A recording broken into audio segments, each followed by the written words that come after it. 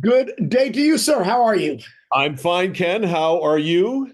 Another day in paradise, as I was saying. Today, which is Thursday, got a little rainfall, a little rain. Boy, we haven't had any of that this spring now, have we? But here's what I say about this. We know it averages out over time. So the more now, the nicer the rest of the You, sun. you sound like Jerry Seinfeld. Everything evens out. Remember that? By the way, have you seen the trailer for his movie? He's got a movie? He did a movie called Unfrosted. Do you know what it's about? I have no idea. It's about the history of the Pop Tart. No shit. Ken, go find the trailer. It is absolutely uproariously funny with a great cast, including Bill Burr Oh, playing John F. Kennedy. It's oh. fucking So, hilarious. so the whole movie's about. The history of the Pop Tart. Okay, I'll look. I love Jerry Seinfeld, and I love Larry David. I've got to Oh, tell you, you got to like that humor. A lot of people really don't like that humor, and a lot of people can handle Seinfeld and not Larry David, which is a little yeah. more cutting edge. I love both of them. I really Oh, I do. like them both, but yeah, I mean, I haven't watched Curb from beginning to end, Yeah, I but haven't either. I need to do I've that. watched a lot of it. Of course, I've seen every Seinfeld episode 8 times. So And you know what? yada yada yada yada. I'm one of the few people who really thought the ending was actually pretty clever. I mean, people Um, hated it. you, you know, it's one of those things where at the time I was really disappointed, and then as time goes on and you see it again, you realize I think it was brilliant. I know. I mean, when you take some of the, I mean, now we're digressing. This is what we did on our show. We'd start talking about something, we go in this direction, then we go in this direction. Yeah, that's why I like this. Great sitcom endings, and like people thought the MASH ending was good. I thought it was terrible. I I did too. thought I thought the Bob Newhart show. The best one ever.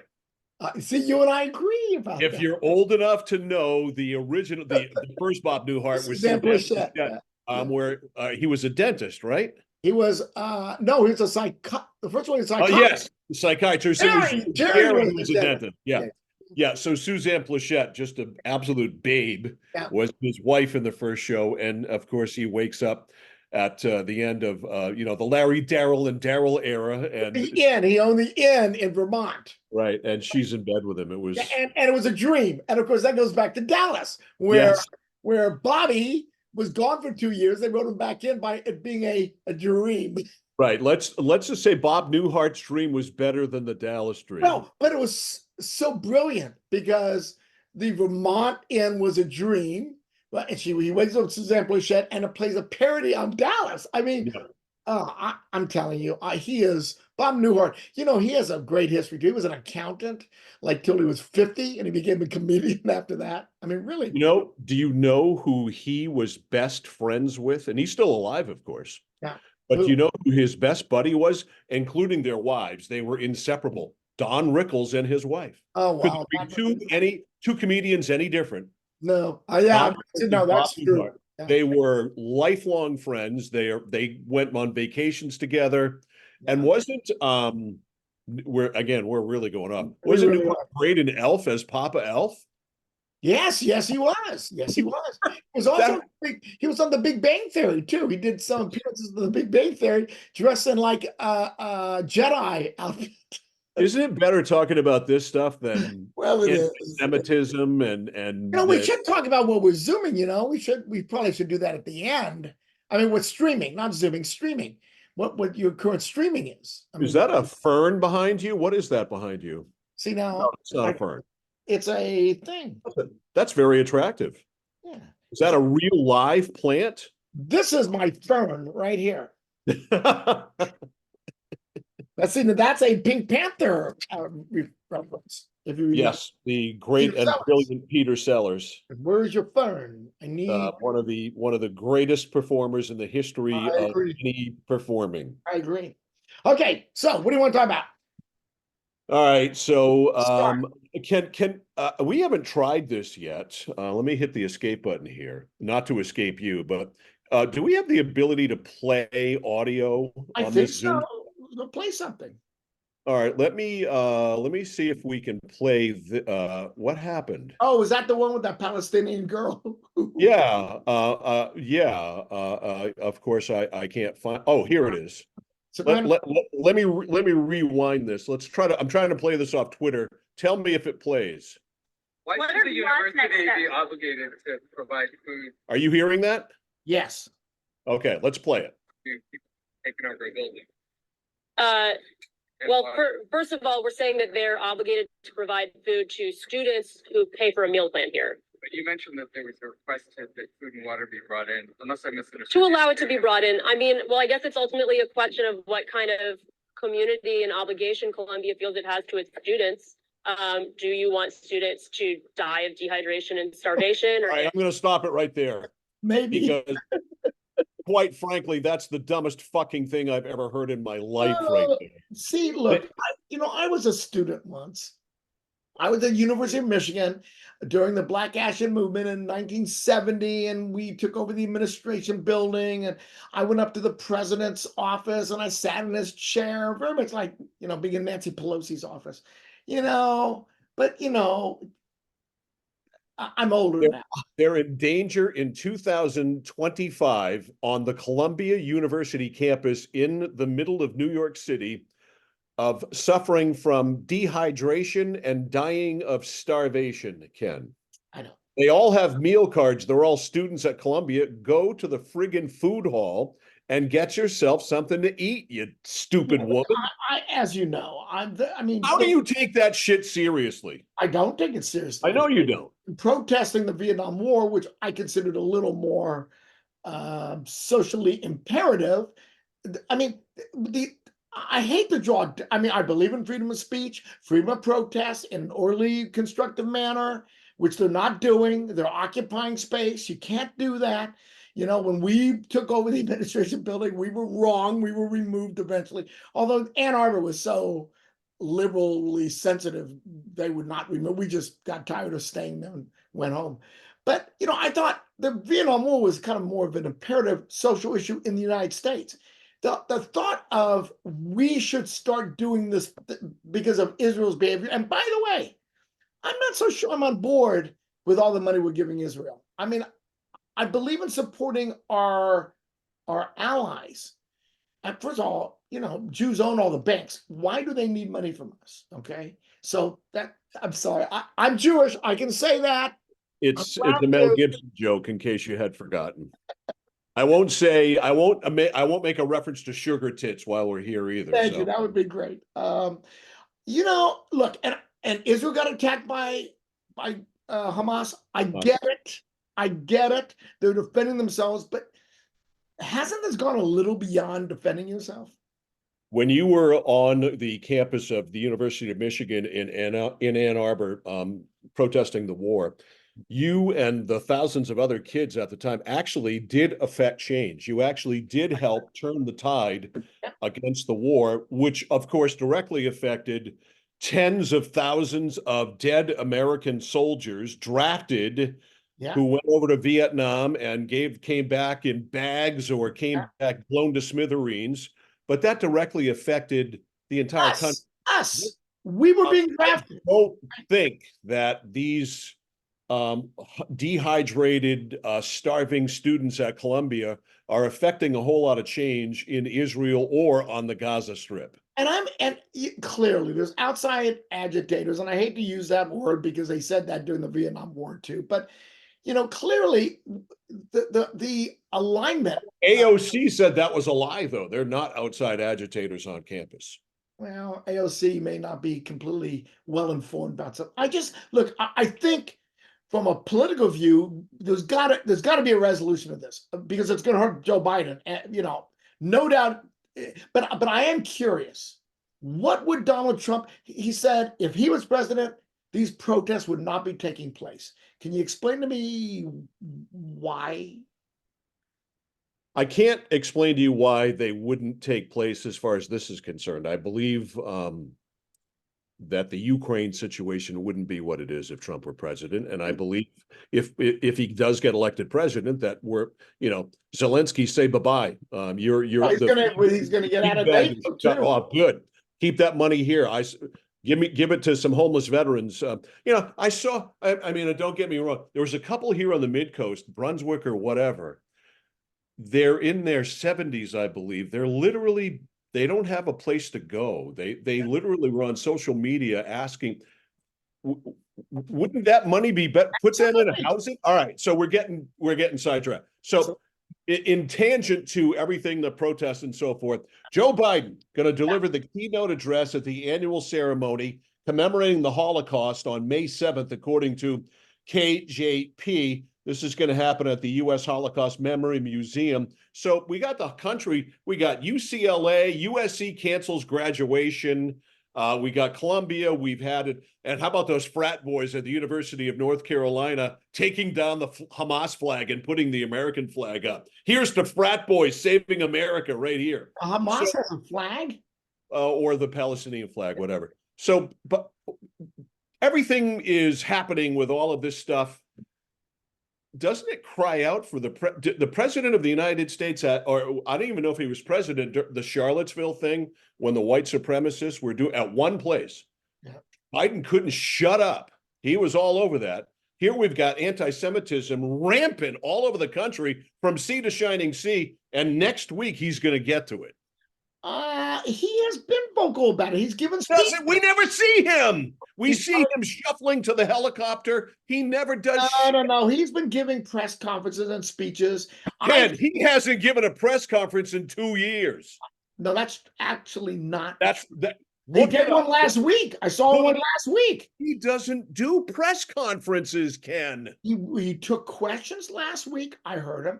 He has said repeatedly in the last 6 weeks about anti-Semitism, about the Israeli-Palestinian conflict, and he has made statements saying that calling for, I mean, he's been criticized roundly by Democrats and Republicans for not being more forceful in his support for Israel. I mean, he's been criticized by Republicans and Democrats for not being 100% behind Netanyahu. I mean, he's been criticized for that. Well, good. He's damned if he does, damned if he doesn't. You guys will find anything to criticize him for. No leadership from him whatsoever. Even if he was wrong, I would prefer that he would be out there taking the bull by the horns here and showing some leadership. He has anti-Semitism rampant all over America. I agree. This warrants attention every single day, as far as I am concerned. All right. Yes. Let's move on to President Biden's plan to bring in Gaza refugees. Yes. All right. That's being reported as something he is wanting to do. The president would like to do that, to bring them as part of the U.S. refugee admissions program. So they have to have connections with family in America. We're talking about a small number of people. What's wrong with that? Let's bring more people into America. Have you been to Nebraska lately? America. Don't we have enough of them right now with these freaking idiots at Columbia and everybody else? They're literally chanting death to America. Give me your tired, you fuck out. Your yearning masses yearning to breathe free. Not if you hate America. Not if you're raising the Palestinian flag. Bye. These Gaza immigrants that we're talking about, first of all, they're already out of Israel. They're already in Egypt. They have fled the country. Nobody has suggested they're members of Hamas. And they have family connections in the United States. Go to Egypt, go to Qatar, go to Saudi Arabia. What happened to our country as being the doorway to freedom? It's not, we are the doorway to freedom, but if you're white man, open, unfortunately, and we're getting all the freaking riffraff that are coming here and sucking up all of our services. So these are not the rapists from Mexico that Paula Page referred to. That's Donald Trump. Both of them.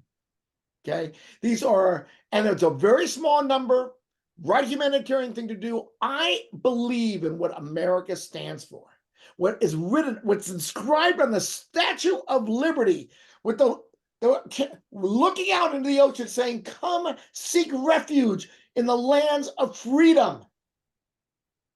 That's not what Lady Liberty had in mind when the Have French you been to Nebraska? Us. They have so much land in Nebraska. They can fit Gaza in Nebraska. You know where else they also have a lot of land, Ken? South Dakota. Well, So, Governor Kristi Noem yesterday reiterated her defense of shooting and killing the family dog, which she reportedly details in her forthcoming book.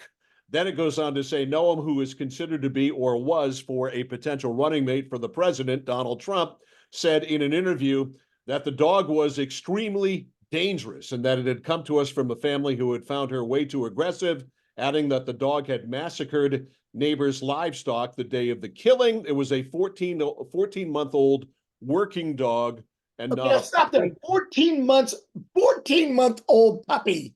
Oh, she said it's not a puppy. It's a working dog. I mean, seriously, would you go out and shoot a 14-month-old dog? Now, I do know that you and I have no concept of farm life. We both, even though you're from the I'm plains of from Oklahoma, Oklahoma. I'm from all right, and I was born in Farmington, Maine. We don't know shit about Farmington. all right. All I can think of is Oliver Douglas and Green Acres, you know?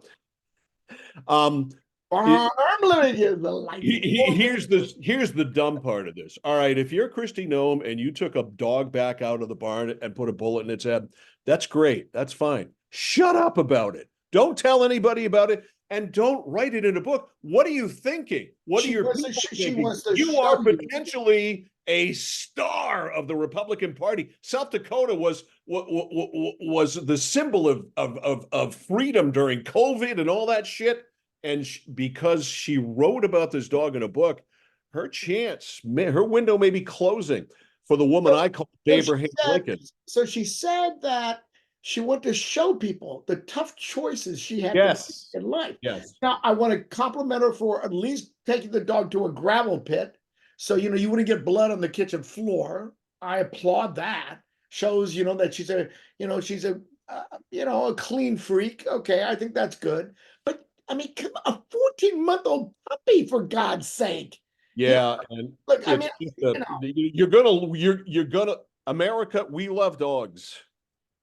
We yes, love we do. dogs. Yeah. All right. So, And remember the National Lampoon cover? if you don't buy this magazine, we'll shoot this dog. One of the great covers of all. Of many great covers from that great magazine. But just all right, again, here would be my philosophy if I ran a farm like that. What happens on the farm stays on the farm. Right? And we aren't going to write about it in a book. She takes It's pride in all that. right if it's like urban legend and you can say, it's urban legend, but when you literally put it in a book, that's not too bright, Ken. Not a rocket scientist. Not a rocket scientist. No. Okay. So what else do we have to talk about? All right. So wait, before I was going to ask your opinion of the Patriots' first round draft pick. They drafted the guy that they had to draft, and I think they should have drafted. He is a bit of a project, but I think one who, if they surround him with the proper talent, unlike they did with Mac Jones after his first year, I think the makeup of this kid is different because he did suffer. Mac Jones stepped into a situation at Alabama where he was surrounded by literally all Americans at every position. And he put up some awesome numbers. Don't get me wrong, but he never had to deal with adversity. May at North Carolina last year was running for his life a lot of the time because he sucked. His receivers weren't great. I like the family makeup that he comes from. He's the youngest of a whole bunch of brothers, and they kind of they dote on him, yet they beat him up at the same. I just like what I heard there. I'm not a big person to give an A+ to any draft because none of these kids have buckled a chin strap in anger in a football game. But do I like it? Yes. Let's see how most of the grades I saw thought that this was better than the LSU quarterback who went number 2. I would disagree with that. I had Jaden Daniels being the best quarterback in the draft in my rankings. I think he's a transformational player, but I think May, while different, can be. On my show, which is called Opening Drive on the Score, my draft expert, who is Coney head football coach B.L. Lippert, who is the biggest draft geek I've ever seen in my life. This guy, he no sugarcoating, gave the Patriots a B+ and gave May an A-. He is a project, but he thinks he can develop into a Josh Allen type of quarterback. And what do you think of my guy JJ going eighth or ninth to. Boy, has there been any more meteoric rise of a player from like last fall when I think most people I was talking to said he was like a second round pick? I got to tell you, I mean, there were teams who were talking to the Patriots about trading up and getting him at 3. wow. So I have to tell you, I love JJ.